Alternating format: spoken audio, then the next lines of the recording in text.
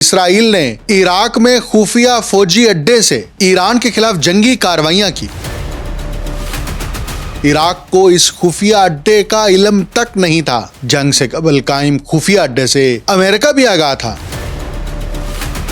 China نے براہ راست امریکہ کے انٹرنیشنل آرڈر کو چیلنج کر کے اس کو بالکل کھوکھلا کر دیا ہے۔ کیا امریکہ اب بھی اپنے مالیاتی اثر و رسوخ کے ذریعے پوری دنیا پر اپنی مرضی مسلط کر سکتا ہے؟ بلیک راک واحد امریکی کمپنی ہے جو چین میں آپریٹ کر رہی ہے۔ اس کمپنی کو اب ایک نئے چیلنج کا سامنا کرنا پڑ رہا ہے۔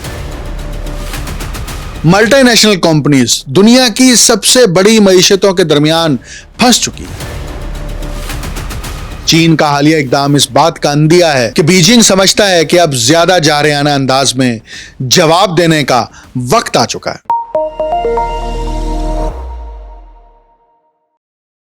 آپ دیکھ رہے ہیں انٹولڈ سٹوری ود ڈاکٹر اکمل سومرو۔ ایران جنگ اگرچہ ہمیں یہ نظر آ رہا ہے کہ تھم گئی ہے، لیکن ایران جنگ جیسے ہی شروع ہوئی تھی تو اس کے ریٹیلیشن میں ایرانی حکام کی جانب سے اور پاسدارانہ انقلاب کی جانب سے جب مشرق وسطیٰ کی ریاستوں کے اوپر حملے کیے گئے، ڈرون میزائل داغے گئے، تو اس کا بنیادی ہدف اور مقصد یہ تھا کہ یہ سرزمین ایران کے خلاف استعمال نہ ہو۔ اب امریکی اخبار نے ایک تہلکہ خیز رپورٹ شائع کی ہے اور اس میں بتایا ہے کہ اسرائیل نے عراق میں خفیہ فوجی اڈے سے ایران کے خلاف جنگی کارروائیاں کی۔ عراق کو اس خفیہ اڈے کا علم تک نہیں تھا۔ یہ کتنی حیران کن بات ہے کہ عراق کے اندر حکومت ہے، عراق کے اندر فورس ہے، لیکن اس کو اس بات کا ادراک نہیں ہے کہ ان کی سرزمین کے اوپر اسرائیل نے خفیہ اڈا قائم کر رکھا ہے۔ اور یہ بھانڈا کیسے پھوٹا؟ مقامی چرواہے نے فوجی سرگرمی دیکھ کر عراقی افواج کو اطلاع دی اور اس رپورٹ میں بتایا گیا عراقی فوج قریب پہنچی تو اسرائیل نے فضائی حملے کر کے اڈا بچایا۔ جنگ سے قبل قائم خفیہ اڈے سے امریکہ بھی آگاہ تھا۔ اسرائیل نے یہ فوجی اڈا جنگ شروع ہونے سے پہلے قائم کیا تھا، جس میں اسپیشل فورسز تعینات تھیں، اور یہ اسرائیلی فضائیہ کے لیے ایک لاجسٹک مرکز کے طور پر کام کر رہا تھا۔ رپورٹس کے مطابق اس اڈے پر سرچ اینڈ ریسکیو ٹیمیں بھی موجود تھیں تاکہ کسی اسرائیلی پائلٹ کے گرنے کی صورت میں فوری کارروائی کی جا سکے۔ تاہم ایسی کوئی صورتحال پیش نہیں آئی۔ ایک موقع پر ایران کے شہر اصفہان کے قریب ایک امریکی F-15 طیارہ گرنے کے بعد اسرائیل نے مدد کی پیشکش کی، لیکن امریکی فورسز نے خود ہی اپنے 2 اہلکاروں کو ریسکیو کر لیا تھا۔ عراق کی سرزمین پر اسرائیل کا یہ خفیہ اڈا اور اس کا انکشاف یہ واضح کر رہا ہے کہ مشرق وسطیٰ کی سرزمین اگر ایران کے خلاف استعمال نہ ہو اور مشرق وسطیٰ کی سرزمین اگر اسرائیلی اور امریکی اڈوں کے لیے دستیاب نہ ہو، اسرائیل اور امریکہ دونوں مل کر ایران کے اوپر نہ تو اتنے بڑے پیمانے پر بمباری کرنے کی صلاحیت رکھتے تھے اور نہ ہی ایران کو شکست سے دوچار کیا جا سکتا ہے۔ ابھی ایک خبر یہ آئی ہے کہ امریکی اخبار جو وال اسٹریٹ جرنل ہے، انہوں نے دعویٰ کیا ہے کہ جنگ کے خاتمے کی جو امریکی تجویز ہے، اس پر ایران کا جواب پاکستان کے ذریعے امریکہ کو دیا گیا ہے، اور اس پر ٹرمپ نے ٹویٹ بھی کی ہے۔ اور امریکی اخبار کے مطابق ایران نے جنگ کے خاتمے سے متعلق امریکی تجویز کا تفصیلی جواب بھجوا دیا ہے، لیکن اس جواب کو ٹرمپ نے مسترد کیا ہے۔ امریکی اخبار نے یہ بھی دعویٰ کیا کہ ایران نے یورینیم افزودگی عارضی طور پر روکنے پر آمادگی ظاہر کر دی، البتہ ایران نے امریکہ کا 20 سال تک یورینیم افزودہ نہ کرنے کا مطالبہ مسترد کر دیا۔ ایران نے جنگ بندی اور آبنائے ہرمز مرحلہ وار کھولنے کی تجویز دی ہے اور امریکی پابندیاں اور بحری ناکہ بندی ختم کرنے کا مطالبہ کیا ہے۔ ایران نے جوہری معاملات پر آئندہ 30 روز میں مذاکرات کی تجویز دی ہے، جبکہ ایران نے جوہری تنصیبات ختم کرنے کا امریکی مطالبہ بھی مسترد کر دیا ہے۔ ایران نے یہ واضح کیا ہے کہ ٹرمپ کو خوش کرنے کے لیے اور ٹرمپ کی خواہش کے مطابق ایران کے اندر فیصلے نہیں ہوتے، اور ہم وہ تجاویز نہیں رکھیں گے جو ٹرمپ کی خواہش ہے۔ ایران اپنی قومی خود مختاری اور قومی آزادی کی بنیاد پر تجاویز بھی رکھ رہا ہے اور مذاکرات کا حامی بھی ہے، اور اگر ٹرمپ دھمکیاں دے کر، دھمکا کر ڈرا کر ایران کو سرنڈر کرنے کا سوچ رہا ہے تو یہ اس کی غلط فہمی ہے۔ یہ تہران کی جانب سے، پاسداران انقلاب کی جانب سے بار بار بین الاقوامی میڈیا کو بھی کلیئر کیا گیا اور خود ٹرمپ انتظامیہ کو بھی مذاکرات کی بیک ڈور پالیسی کے تحت بھی آگاہ کیا گیا ہے کہ دباؤ کے تحت مذاکرات نہیں ہوں گے۔ اور ٹرمپ جو یہ سمجھ رہا ہے کہ اگر وہ ڈرائے گا اور ایران اپنی شرائط کو مزید نرم کرے گا تو ایسا نہیں ہونے والا۔ ایران نے یہ بالکل واضح کر دیا ہے۔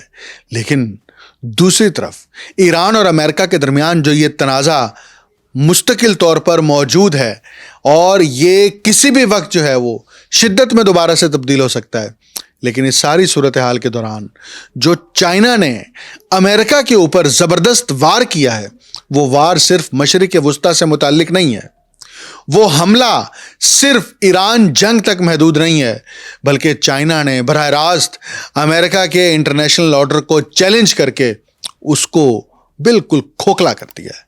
کیسے اور یہ سب کچھ کیسے ہوا؟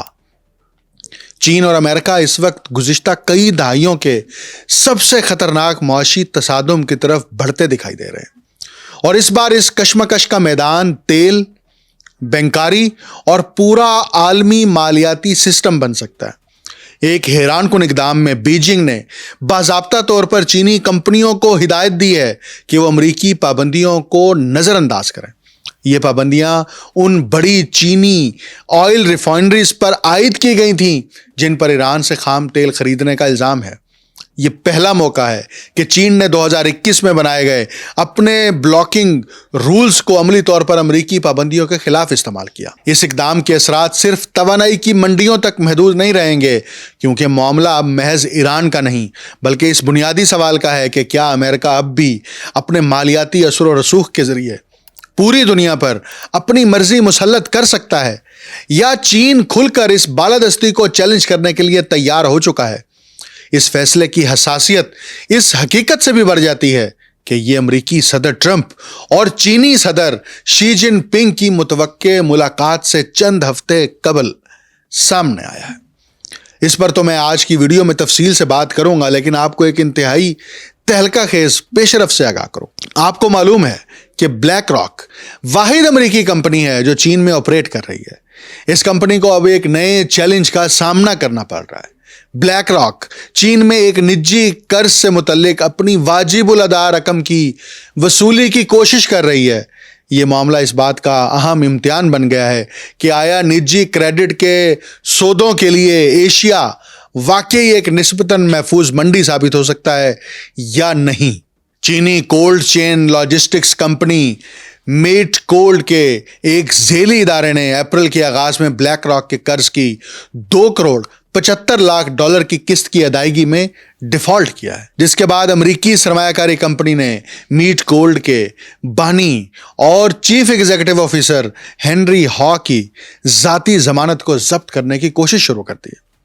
اگرچہ یہ رقم عالمی مالیاتی تناظر میں نسبتاً چھوٹی سمجھی جاتی ہے، لیکن ایشیا کے نجی کریڈٹ حلقوں میں اس معاملے کو خاص توجہ حاصل ہو رہی ہے، کیونکہ یہ بلیک راک کے Asia Pacific private credit opportunities fund 2 میں پہلا ڈیفالٹ ہے۔ اس وجہ سے اسے ایک اہم آزمائشی کیس تصور کیا جا رہا ہے، خاص طور پر ایسے وقت میں جب مالیاتی ماہرین ایشیا کو $1.8 ٹریلین کی عالمی نجی کریڈٹ مارکیٹ میں ایک محفوظ پناہ گاہ کے طور پر پیش کر رہے ہیں، اور دلیل دیتے ہیں کہ یہاں قرض دینے کے اصول نسبتاً زیادہ محتاط اور نظم و ضبط پر مبنی ہوتے ہیں۔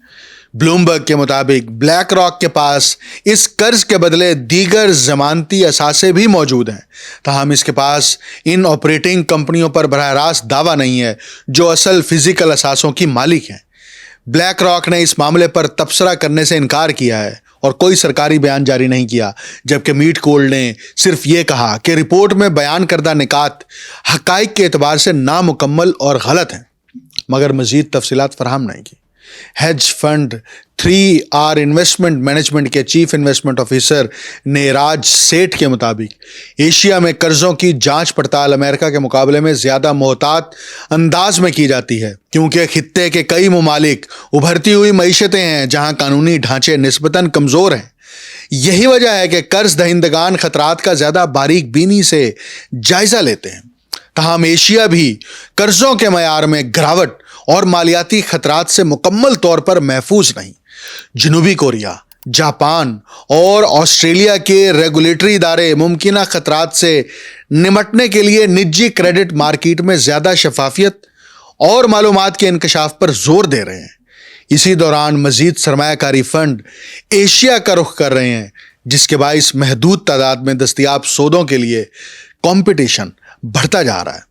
ایک صنعتی رپورٹ کے مطابق ایشیا کی نجی کریڈٹ مارکیٹ کا حجم 2024 میں 69 ارب ڈالر سے بڑھ کر 2027 تک 92 ارب ڈالر تک پہنچنے کی امید ظاہر کی جا رہی ہے، جو اس شعبے کی تیز رفتار ترقی اور بڑھتی ہوئی اہمیت کی عکاسی کرتا ہے۔ اب میں واپس اسی مدعے کی طرف آتا ہوں جو امریکہ اور چین کے درمیان براہ راست عالمی سیاست کے افق پر تیزی سے نمودار ہو رہا ہے، اور یہ غیر معمولی پیش رفت دنیا کو ملٹائی پولر کی طرف بڑھا رہی ہے۔ تنازع کے مرکز میں چین کی 5 ریفائنریز ہیں، جن پر امریکی وزارت خزانہ نے اپریل میں یہ الزام لگا کر پابندیاں عائد کی کہ وہ ایرانی خام تیل پروسیس کر کے تہران کو اربوں ڈالر کی آمدنی فراہم کر رہی ہیں، اور ایران کے خلاف امریکی زیادہ سے زیادہ دباؤ کی اسٹریٹجی کو ناکام بنا رہی ہیں۔ تاہم یہ بات یاد رکھنا ضروری ہے کہ امریکی پابندیاں بین الاقوامی قانون کا حصہ نہیں، بلکہ امریکہ کی یک طرفہ پالیسی ہے۔ چین نے اس امریکی اقدام کو مسترد کرتے ہوئے اپنی وزارت تجارت کے ذریعے ایک حکم نامہ جاری کیا ہے، جس کے تحت چین میں کام کرنے والی تمام کمپنیوں اور مالیاتی اداروں کو ہدایت دی گئی ہے کہ وہ ان امریکی پابندیوں پر عمل نہ کریں۔ یوں ایک غیر معمولی قانونی تصادم جنم لے چکا ہے۔ اگر کوئی بینک امریکی پابندیوں کی تعمیل کرتا ہے تو وہ چینی قانون کی خلاف ورزی کا مرتکب ہو سکتا ہے، اور اگر وہ چین کے حکم پر عمل کرے تو اسے امریکہ کی جانب سے سخت پابندیوں، حتیٰ کہ امریکی ڈالر کے سسٹم سے اخراج جیسے تباہ کن نتائج کا سامنا کرنا پڑ سکتا ہے۔ دوسرے لفظوں میں، ملٹی نیشنل کمپنیز دنیا کی سب سے بڑی معیشتوں کے درمیان پھنس چکی ہیں، اور کسی بھی طرف جانا ان کے لیے خطرے سے خالی نہیں۔ بیجنگ نے جن کمپنیوں کو تحفظ فراہم کیا ہے، ان میں ہینگلی پیٹرو کیمیکل کی دالیان ریفائنری بھی شامل ہے، جو چین کی جدید ترین نجی ریفائنریز میں شمار ہوتی ہے۔ اس کے علاوہ 4 آزاد ٹی پاٹ ریفائنریز بھی اسی حکم کے دائرے میں آتی ہیں۔ اگرچہ یہ نام عام لوگوں کے لیے غیر معروف ہو سکتا ہے، لیکن عالمی توانائی کی منڈی میں ان کا کردار انتہائی اہم ہے۔ گزشتہ چند برسوں کے دوران یہی ریفائنریز رعایتی قیمت پر ایرانی خام تیل خریدنے والی بڑی خریدار بن گئی ہیں، جس کی بدولت ایران امریکی پابندیوں کے باوجود اپنی تیل برآمدات جاری رکھنے میں کامیاب رہا ہے۔ چونکہ یہ ادارے چینی سرکاری کمپنیوں کے مقابلے میں نسبتاً چھوٹے اور زیادہ لچکدار ہیں، اس لیے وہ ایرانی تیل سے وابستہ سیاسی اور مالی خطرات قبول کرنے کے لیے زیادہ تیار رہتے ہیں۔ ایران کے لیے یہ تعلق ایک معاشی لائف لائن بن چکا ہے، جبکہ واشنگٹن کے لیے یہ پابندیوں کے سسٹم کے لیے ایک سنگین چیلنج ہے۔ امریکہ کئی دہائیوں سے ڈالر پر مبنی عالمی مالیاتی سسٹم کی برتری کو اپنی خارجہ پالیسی کے ایک طاقتور ہتھیار کے طور پر استعمال کرتا آیا ہے۔ اس اسٹریٹجی کی بنیاد معاشی جبر ہے۔ دنیا بھر کی کمپنیز اور بینک امریکی پابندیوں پر اس لیے عمل کرتے ہیں کہ انہیں امریکی بینکاری سسٹم اور ڈالر تک رسائی کھونے کا خوف ہوتا ہے، نہ کہ اس لیے کہ یہ پابندیاں بین الاقوامی قانون کا حصہ ہیں۔ چین کا تازہ اقدام اس بات کا واضح اشارہ ہے کہ بیجنگ اب اس مالیاتی سسٹم کو براہ راست چیلنج کرنے کے لیے تیار ہے۔ چینی حکام کے مطابق امریکہ اپنی سرحدوں سے باہر کام کرنے والی غیر ملکی کمپنیوں پر امریکی قوانین نافذ کر کے غیر قانونی حد سے تجاوز کر رہا ہے۔ اسی مقصد کے لیے چین نے اپنے اینٹی فارن سینکشنز لا اور بلاکنگ رولز متعارف کرائے تھے تاکہ بیرونی دباؤ کا مقابلہ کیا جا سکے۔ یہ صورتحال عالمی کاروباری اداروں کے لیے غیر معمولی خطرات پیدا کر رہی ہے۔ مثال کے طور پر اگر کوئی بین الاقوامی بینک چین میں موجود رہتے ہوئے امریکی پابندیوں کے مطابق ان چینی ریفائنریز سے متعلق لین دین روک دیتا ہے تو اسے چین میں مقدمات، جرمانوں اور کاروباری پابندیوں کا سامنا کرنا پڑ سکتا ہے۔ چینی قوانین تو یہاں تک اجازت دیتے ہیں کہ چینی کمپنیز ایسے اداروں کے خلاف عدالتوں میں ہر جانے کے دعوے دائر کریں۔ दूसरी जानिब अगर कोई बैंक अमरीकी पाबंदियों को नजरअंदाज करके ईरानी खाम तेल से मुतल्लिक अदायगियां जारी रखता है तो वाशिंगटन इसे पाबंदियों की जद में ला सकता है, जिसका सबसे संगीन नतीजा डॉलर क्लियरिंग सिस्टम से इखराज हो सकता है। बेशतर आलमी मालियाती इदारों के लिए यह दर हकीकत माली मौत के मुतरादिफ होगा। ईरानी तेल की बरामदात बरसों की अमरीकी पाबंदियों के बावजूद हैरत अंगेज तौर पर बरकरार रही हैं और इस इस्तेहकाम में चीन की तलब बुनियादी किरदार अदा करती है। चीनी रिफाइनरीज रियायती कीमत पर ईरानी खाम तेल खरीद कर एक तरफ ईरान को बरामदात जारी रखने में मदद देती हैं और दूसरी तरफ खुद सस्ता खाम तेल हासिल करती हैं। अमरीकी वजारत खजाना मुसलसल इन कंपनीज के खिलाफ कार्रवाइयां बढ़ा रहा है जो ईरानी तेल की तिजारत में मुलविस हैं, लेकिन रिफाइनरीज पर पाबंदियां लगाना एक बात है और चीनी बैंकों को निशाना बनाना बिल्कुल मुख्तलिफ और कहीं ज्यादा संगीन मामला है। चीन इसे अपनी खुद मुख्तारी में मुदाखलत समझता है। बीजिंग का मौक़िफ़ है कि अगर वो वाशिंगटन को यह इख्तियार दे दे कि चीनी कंपनीज कौन से गैर मुल्की तवानाई जराए से खरीदारी कर सकती हैं और कौन से नहीं, तो चीन अपनी मुआशी और स्ट्रेटेजिक खुद मुख्तारी से दस्तबरदार हो जाएगा। चीनी नुक्ता नजर से यह तनाज़े सिर्फ ईरान के बारे में नहीं बल्कि इस बारे में है कि आया अमेरिका चीन की तवानाई सलामती को कंट्रोल कर सकता है या नहीं। अमेरिका और चीन के ताल्लुकात पहले ही तिजारती तनाज़ात, टेक्नोलॉजी पर पाबंदियां, ताइवान के मसले, बहरुल कायल में फौजी कॉम्पिटिशंस और आलमी सिस्टम के बारे में मुतज़ाद तसव्वुरात के बाइस कशीदा हैं। अब तवानाई से मुतल्लिक पाबंदियां भी इस वसीतर मुकाबले का एक नया महाज बन चुकी हैं। इसके साथ एक और अहम रुझान डी डॉलराइजेशन है, यानी आलमी तिजारत में अमरीकी डॉलर पर इन्हिसार कम करने की कोशिश। इसका मतलब यह नहीं कि डॉलर फौरी तौर पर अपनी हैसियत खो देगा, लेकिन इस नोयत का हर तसादुम बड़ी ताकतों को मुतबादिल मालियाती ढांचे, मकामी करेंसियों, चीनी युआन या दीगर करेंसियों में तिजारत के लिए सिस्टम वज़े करने की तरफ धकेलता है। चीन का हालिया इकदाम इस बात का अंदिया है कि बीजिंग समझता है कि अब ज्यादा जारहाना अंदाज में जवाब देने का वक्त आ चुका है।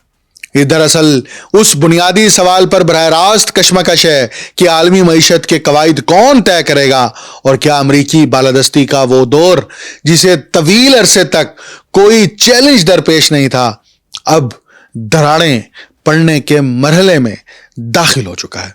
और इसकी बुनियाद तो वैसे चीन ने बहुत अरसा पहले रख दी थी, लेकिन ईरान जंग के बाद इसमें तेजी आ रही है और मशरिक़ वुस्ता इस पर एक बड़ा यू टर्न लेने जा रहा है। मुझे डॉक्टर अकमल सुमरो को इजाज़त दीजिए। अल्लाह हाफिज़।